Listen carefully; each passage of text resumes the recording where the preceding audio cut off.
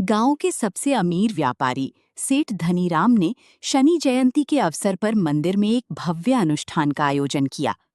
उसने शनिदेव की शिला पर कई लीटर सरसों का तेल चढ़ाया, महंगे काले वस्त्र, लोहे के बर्तन और 1.25 किलो काले तिल अर्पित किए।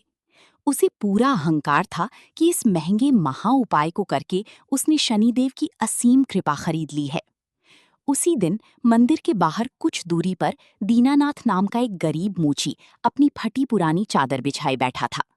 तभी वहां से एक अत्यंत वृद्ध और बीमार भिखारी गुजरा, जिसके पैरों में चिलचिलाती धूप और गर्म मिट्टी के कारण गहरे छाले पड़ गए थे। वो दर्द से कराह रहा था। दीनानाथ के पास मंदिर में दान करने के लिए एक भी सिक्का नहीं था, लेकिन उस वृद्ध की पीड़ा उससे देखी नहीं गई। उसने बिना कुछ सोचे अपने पास रखी चमड़े की सबसे मुलायम और अच्छी जूतियों की जोड़ी उठाई और उस अनजान वृद्ध के पैरों में पहना दी। साथ ही अपनी कमाई के थोड़ी से पैसों से उसे भरपेट भोजन भी करा दिया।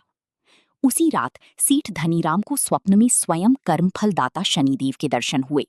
सेठ ने हाथ जोड़कर प्रसन्नता से पूछा, प्रभु, मेरे द्वारा किए गए उस विशेष महाउपाय से आप कितने प्रसन्न हुए?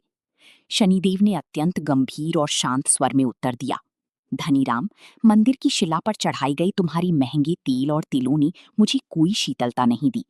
आज मुझे सबसे अधिक शीतलता और शांति दीनानाथ द्वारा पहनाई गई उन जूतियों से मिली है, जो उसने एक असहाय को पहनाई।